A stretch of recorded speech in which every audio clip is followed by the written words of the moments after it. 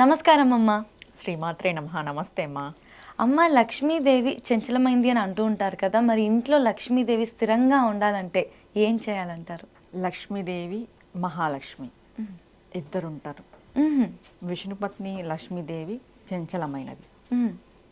అమ్మవారి యొక్క శక్తితో కూడిన మహాలక్ష్మి చంచలమైనది కాదు. ఫస్ట్ డిఫరెన్స్ తెలుసుకోవాలి. మీరు లక్ష్మీదేవిని ఆరాధిస్తున్నారా, మహాలక్ష్మిని ఆరాధిస్తున్నారా? ఇప్పుడు మనకి కొల్హాపూర్ మహాలక్ష్మి శక్తిపీఠం అని ఉంది. శక్తిపీఠం అంటే ఏది? అమ్మవారి యొక్క శక్తి స్వరూపం. ఆవిడ మహాలక్ష్మి. మనం మహాలక్ష్మి, మహాకాళి, మహాసరస్వతి అంటాం. వీళ్ళ ముగ్గురు ఒకటే. వీళ్ళ ముగ్గురులోనే లక్ష్మీదేవి ఉంటుంది. విష్ణుపత్ని లక్ష్మీదేవి వేరు. అవునా? విష్ణుపత్ని చంచలమైనది. ఎందుకంటే ఆవిడ మన దగ్గరే ఉండిపోతే మళ్ళీ ఆయన దగ్గర ఎవరు ఉంటారు చెప్పు? అది మనం ఆలోచన చేయాలి కదా. నారాయణ దగ్గర కూడా వెళ్తుంది ఆమె వెళ్ళి వస్తుంటుంది అనమాట. రెండు వైపులా బ్యాలెన్స్ చేస్తుంటుంది. ఇక్కడ ఇంట్లో ఆడవాళ్ళు ఎలా ఉండాలి అని అంటే గృహలక్ష్మి గృహే గృహే అన్నారు. అంటే ఇంటి ఆడవాళ్ళే ఇంటికి లక్ష్మి. ఫస్ట్ మనం అది తెలుసుకోవాలి. మనకు అది తప్ప అన్నీ తెలుస్తాయి. నిజమే కదా. ఉదయాన్నే లేవాలి, శుద్ధిగా ఉండాలి, ఇంటిని శుద్ధిగా పెట్టుకోవాలి. ఇవన్నీ అందరూ చెప్తాం. మనం ఎలా ఉన్నాం ఫస్ట్. ఇప్పుడు ఇంట్లో ఆడవాళ్ళు లేచిన తర్వాత మనం నీట్గా లేని వాతావరణం ఉంటే ఇంట్లో ఎట్లా ఉంటుంది? నెగిటివ్ ఎనర్జీనే ఉంటుంది. నువ్వు లేచి గోలగోల చేస్తూ పొద్దున్న లేచినప్పటి నుండి గట్టి గట్టిగా అరుస్తూ ఏదో మనమే పని చేస్తున్నామా లేదా అన్నట్టు ఫీలింగ్ ఇస్తాం మనం ఒక టైంలో. అందరికీ వర్తిస్తుంది ఇది, నువ్వు నేనని కాదు. చిరాక్గా ఉంటాం లేచి. అలా ఉండకూడదు. కానీ చాలామంది అలానే ఉంటారు. ఇంకా ఏదో మనమే చేసేస్తున్నాము, మనమే ఇది చేసేస్తున్నాము, అర్లీగా లేసి గట్టిగా అరవడం. ఫస్ట్గా ఆడవాళ్ళు గట్టిగా అరవకూడదు, గట్టిగా నడవకూడదు. ఇంట్లో పాదం సౌండ్ చేస్తూ నడుస్తుంటారు కొంతమంది. అలా నడవకూడదు. ఇప్పుడు మందగమన అంటాం. అంటే ఏనుగు ఎలా నడుస్తుంది? చిన్నగా నడుస్తుంది అనమాట. హంసలాగా నడవాలి అంటారు ఆడవాళ్ళు. ఎందుకు? చిన్నగా నడవాలి, సౌండ్ లేకోకున్నట్టు నడవాలి. గట్టిగా మాట్లాడకూడదు, గట్టిగా అరవకూడదు. ఇలా నువ్వు గట్టిగా పొద్దున లేచినప్పుడు నుండి అరుస్తూ మాట్లాడుతూ చిరాకు పడుతూ ఉంటే ఏం ప్రయోజనం వస్తుంది? అవునా కదా. ఇంకా లక్ష్మి నిలవాలంటే ఎలా నడుస్తుంది? నువ్వే లక్ష్మి. ఫస్ట్ నువ్వే బాగుండాలి. నువ్వు బాగుంటే నీ ఇల్లు బాగుంటుంది, అందరూ బాగుంటారు. ఎలా ఉండాలి? సాంప్రదాయం ఎలా చెప్పిందో అలా ఉండాలి. అలా ఉంటున్నామా? లేదు. బొట్టు పెట్టుకోం, గాజులు వేసుకోం, మంచిగా ఇంట్లో నైటీలు వేసుకొని ఉంటాం. ఫస్ట్ ఆ నైటీలను వదిలేయాలి. అవునా కదా. అంటే నైటీ అంటే నైట్ వేసుకునేదాన్ని మనమేం చేస్తాం? 24 గంటలు దాన్నే వేసుకొని ఉంటున్నాం. అది తప్పు. నువ్వు నైట్ వేసుకొని తెల్లారే సూర్యోదయం మునిపే లేసి నువ్వు మామూలుగా నిత్యం నువ్వు ఏ వేసుకుంటావు ఆ డ్రెస్లోకి రా. డ్రెస్లో చీరనే కట్టుకో అని చెప్పాను. ఎందుకంటే అందరూ చీర కట్టుకోలేరు ఈ కాలంలో. మంచిగా చుడీనో ఏదో ఒకటి డ్రెస్సులు ఉంటాయి కదా, అదే లక్ష్మీ కళ ఉండే విధంగా అలంకరించుకుంటే ఆటోమేటిక్గా నీ ఇంట్లో లక్ష్మీ కళ ఉట్టిపడుతుంది. ఇంట్లోకి లక్ష్మీదేవి కూడా వస్తుంది. ముందుగా భార్యాభర్తలు ఎక్కువ గొడవ పడకూడదు. లక్ష్మి నిలవాలంటే ఎక్కడైతే భార్యాభర్తలు సుఖంగా సంతోషంగా మనశ్శాంతిగా, అంటే ఇప్పుడు మీరు అనొచ్చు సుఖము సంతోషం కావాలంటేనే లక్ష్మీదేవి ఉండాలి కదా అనేసి. మనం ఫస్ట్ మనశ్శాంతిగా ప్రశాంతంగా ఉంటే సుఖము సంతోషం ఆటోమేటిక్గా వస్తుంది. దాంతోపాటు లక్ష్మీదేవి కూడా వస్తుంది.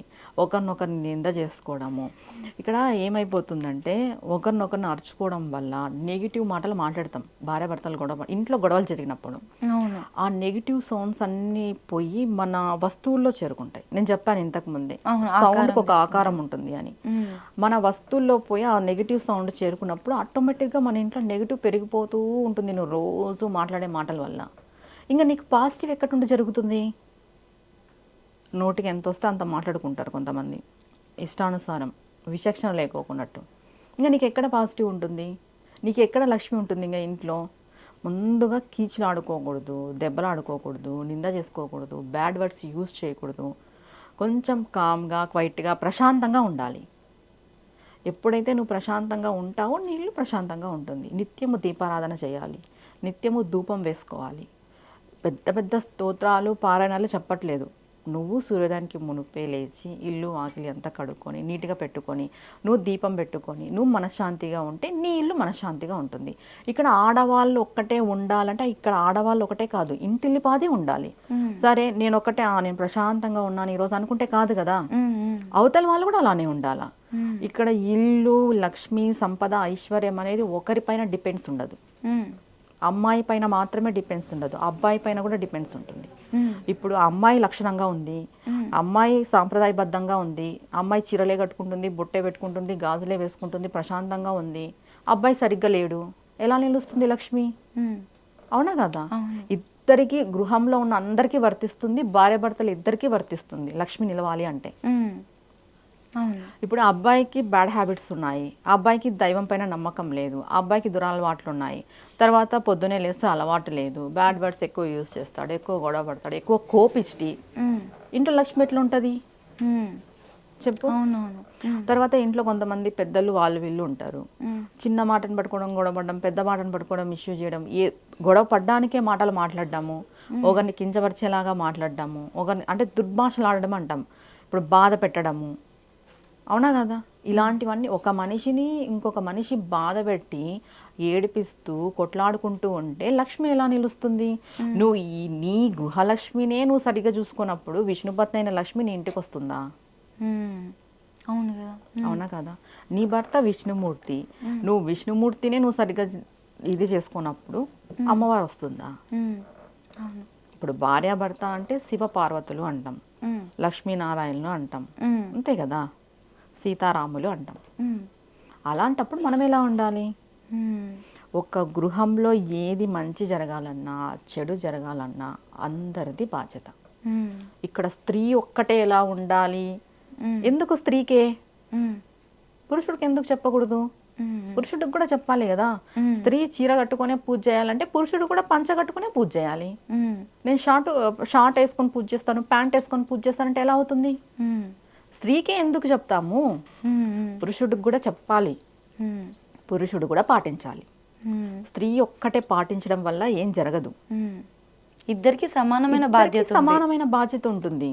ఇప్పుడు ఉదయాన్నే లేచి స్త్రీనే అన్ని చేయాలనా? ఏం స్త్రీనే చేయాలని ఏం లేదు కదా. ఇప్పుడు అందరూ జాబ్స్ చేస్తున్నారు, అమ్మాయి ఒక్కటే చేయాలంటే ఎక్కడ అవుతుంది? ఆ అమ్మాయికి విసుగుంటుంది. నువ్వు కొంచెం చెయ్యి, హెల్ప్ చెయ్యి నీ భార్యకి, తప్పేం లేదు కదా. ఇద్దరు కలిసికట్టుగా ఒకరినొకరిని అర్థం చేసుకుంటూ ప్రశాంతంగా ఆప్యాయతగా అన్యోన్యంగా ఉన్నప్పుడు లక్ష్మి వస్తుంది. ఖచ్చితంగా లక్ష్మి వస్తుంది, నిలుస్తుంది, ఉంటుంది కూడా. ఇవి లేనప్పుడే ఇబ్బందులు వస్తాయి. ఇవి ఉన్నాయా మా ఇంట్లో? ప్రతి ఒక్కరు క్వశ్చన్ చేసుకోవాలి. అమ్మాయి లక్షణంగా ఉండాలి, ఖచ్చితంగా లక్ష్మీదేవిలాగా ఉండాలి, అలంకరణ అంతా అలానే ఉండాలి. అమ్మాయిని చూస్తే లక్ష్మి కళ ఉట్టి పడాలి, అబ్బాయిని చూస్తే అబ్బాయిని చూసినా కూడా విష్ణుమూర్తి కళ ఉట్టి పడాలి కదా. మరి నువ్వు షార్ట్ వేసుకొని తిరుగుతాను అంటే ఎట్లా అవుతుంది ఇంట్లో? అవ్వదు. ఇద్దరికి వర్తిస్తుందమ్మా. ఏదైనా కూడా గృహము అంటే అందరి బాధ్యత. అది ఒక చేతితో నడిచేది కాదు సంసారం అనేది, అన్ని చేతులతో నడిచేది. నేను ఇప్పుడు పంచ కట్టుకొని నేను జాబ్స్కి పో అని చెప్పను, చీర కట్టుకొని జాబ్స్కి పో అని చెప్పను. కొంచెం పూజలు వ్రతాలు పూజా కార్యక్రమాలు ఉన్నప్పుడు పొద్దున్నే ఉదయాన్నే పూజ చేసి ఆ బట్టలు మార్చుకొని వెళ్ళండి, అంతే కదా. దీపం పెట్టండి, అబ్బాయిలు కూడా దీపం పెట్టండి. మామూలుగా అంటే యజమాని దీపం పెడితే మంచిది అంటుంటాము, అబ్బాయిలు పెట్టండి. అమ్మాయిలే పెట్టాలా? లేదు కదా. అమ్మాయిలు ఇలా ఉంటేనే లక్ష్మి వస్తుంది అనేది అబద్ధం. అబ్బాయిలు కూడా ఉండాలి, భార్యాభర్త ఇద్దరు ఉండాలి. ఇద్దరు ఉంటేనే లక్ష్మీదేవి వస్తుంది. అవునవును, ఇద్దరికి సమానమైన బాధ్యత ఉందని అర్థం చేసుకోవాలి. ఇది నీది ఇది నాది అన్నట్టు కాకుండా ఇద్దరు కలిసి చేసుకుంటే, ఇద్దరి సైడ్ నుంచి అంత ఎఫర్ట్స్ ఉంటే ఖచ్చితంగా ఉంటుంది. కొన్ని ఇళ్ళల్లో మనం చూస్తుంటాం, అబ్బాయిలు త్వరగా లేస్తారు, అబ్బాయిలే పనులు చేసుకుంటారు, అబ్బాయిలే దీపాలు పెడతారు, అమ్మాయిలు వేయదు. ఇలాంటి వాళ్ళని కూడా నేను చూసాను. అమ్మాయి లేవదు, ఆ అమ్మాయి పాటుకు అమ్మాయి ఉంటుంది, అట్లా ఇలా కూడా ఉండకూడదు. అవును. ఉదయం సూర్యోదయానికి మునిపే భార్యాభర్త ఇద్దరు లేచి భర్త దేవుడి రూమ్లోకి వెళ్ళాలి, భార్య తులసి కోట దగ్గరికి వెళ్ళాలి, లేదా భార్య అన్ని సమకూర్చి పెట్టాలి, భర్త దీపం పెట్టి రావాలి. భర్త పూజ భర్తదే, భార్య పూజ భార్యదే. మళ్ళీ భార్య పోయి పూజ చేసుకోవచ్చు, లేదా భార్య చేసింది ఫస్ట్ మళ్ళీ భర్త పోయి పూజ చేసుకోవచ్చు, చేసుకోకూడదు అనేది ఏం లేదు. ఇద్దరు సాంప్రదాయంగా ఉంటే మరీ మంచిది కదా, ఇద్దరు కూర్చొని పూజ చేస్తే ఇంకా మంచిది కదా. కుదిరితే ఇంకా బాగుంటుంది. కుదిరితే ఈ పెద్ద నువ్వు దీపమే పెడుతున్నావు, ఏదో దీపం పెడతావు, ఏదో ఒక శ్లోకం చెప్పుకుంటా వచ్చేస్తావు. అదే సాంప్రదాయబద్ధంగా చేయండి. అవునా కదా. ఇప్పుడు ఎంతమంది అబ్బాయిలు బొట్టు పెట్టుకుంటున్నారు? అసలు అబ్బాయిలు బొట్టే పెట్టుకోరు. మనం సనాతన ధర్మంలో ఉన్నాము, మనం హిందువులై ఉన్నాము, మనం బొట్టు పెట్టుకోవడానికి ఎంత బాధపడుతున్నాము. ఇంకెక్కడ మనకి లక్ష్మీదేవి వస్తుంది? అవునవును. మన సనాతన ధర్మంలో మనం పాటించేదే బొట్టు పెట్టుకోవడమే మనకి ఫస్ట్ నియమం. అదే మనం పాటించట్లేదు. ఇంకెక్కడ మనకి లక్ష్మీదేవి వస్తుంది? అవును. ప్రతిదీ మనం ఆలోచించాల్సిన విషయం ఇక్కడ ఉంది. ఒక్క గృహము ఐశ్వర్యాలతో, సుఖ సంతోషాలతో, సంపదలతో నిండి ఉండాలి అంటే ప్రతి ఒక్కరి పాత్ర ఉంటుంది ఇంట్లో. అది ఒక్కరి వల్ల కాదు, ఒకరి వల్ల నిలుస్తుంది అనడం తప్పు. అందరి పాత్రలు ఉంటాయి. ఇప్పుడు ఇంట్లో కొంతమంది ముసలోళ్ళు పెద్దవాళ్ళు ఉంటారు, వాళ్ళు సరిగ్గా ఉండరు, వాళ్ళు గొడవలు పడుతూ ఉంటారు. వాళ్ళ వల్ల కూడా ఇంట్లో నెగిటివ్ ఎనర్జీ ఉన్నట్టే కదా. భార్య భర్త బాగున్నారు అనుకుందాం మనం, ఇద్దరు బాగున్నారు, మూడో వ్యక్తి ఉంటారు, ఎవరో ఒకరు ఇంట్లో అత్తో మామో ఎవరో ఒకరు ఉంటారు, వాళ్ళు సరిగ్గా లేరు, వాళ్ళ వల్ల కూడా నెగిటివ్ ఎనర్జీ మొదలవుతుంది కదా.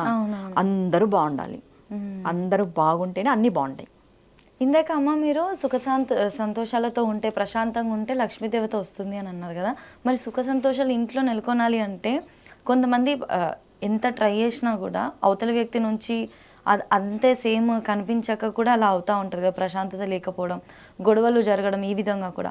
అలాంటప్పుడు ఏ దేవత ఆరాధన చేస్తే బాగుంటుంది? దేవత ఆరాధన అదేం లేదు. వాళ్ళ ఇంట్లో ఇంటి దేవుడు ఉంటారు, కుల దేవత ఉంటారు, ఇలా ఉంటుంది. లేదా అమ్మవారు, శివుడు, విష్ణుమూర్తి, ఇలా చేసుకుంటున్నాం ఎవరి ఇంటికి తగ్గట్టుగా వాళ్ళు. ఏ దేవత ఆరాధన అనే దానికంటే ఒకరికొకరు ఎట్లున్నారు అనేది చూసుకోవాలి ఇక్కడ. దేవత ఆరాధన మనం ఎంత చేసినా కూడా మనలో కూడా మార్పు ఉండాలి కదా. అది మస్ట్. మనం ఎలా ఉన్నామనేది కూడా మస్టే. ఊరికి మనం పోయి పూజ చేసి వచ్చినాము, మనం బాగా స్తోత్రాలు చదివేసినాము, పారాయణలు చేసినాము, దీక్షలు చేసినాము, మనకి ఏది జరగట్లేదు అంటే నీ ఎఫర్ట్ కూడా ఉండాలి, నీ కష్టం కూడా ఉండాలి. నీ ఎఫర్ట్ లేదే, నీ కష్టం లేదే జరిగిపోదు. భగవంతుడు ఏం చెప్పినాడు? నువ్వు ఒక్క స్టెప్, ఒక్క అడుగు ముందుకేస్తే నేను 10 అడుగులు ముందుకు వస్తానన్నాడు. మొదటిగా వేయాల్సింది ఎవరు? మనం ఒక స్టెప్ ముందుకేస్తే భగవంతుడు 10 అడుగులు ముందుకు వస్తాడు. ఇది మనం తెలుసుకోవాలి. లేదు భగవంతుడే రావాలి, నేను ముందుకే వేయను అంటే కుదరదు. మనం ఫస్ట్ పుష్ చేయాలి, కదిలించాలి. దాన్ని ఇంకా మోసుకెళ్తాడో తీసుకెళ్తాడో భుజాలపైన వేసుకుంటాడో అది భగవంతుని భారం. నమ్మిన వాళ్ళకి, భగవంతుని నమ్మిన వాళ్ళకి ఇది. ఇంకా భార్యాభర్త సుఖశాంతులతో ఉండాలి అని అంటే వాళ్ళిద్దరికీ అన్యోన్యత, అండర్స్టాండింగ్ బాగుండాలి అని అంటే అర్ధనారీశ్వర స్తోత్రము, ఉమామహేశ్వర స్తోత్రం, ఈ 2 స్తోత్రాలు కంటిన్యూగా బాగా పారాయణం చేసుకున్నా కూడా వాళ్ళిద్దరి మధ్యన అన్యోన్యత పెరుగుతుంది.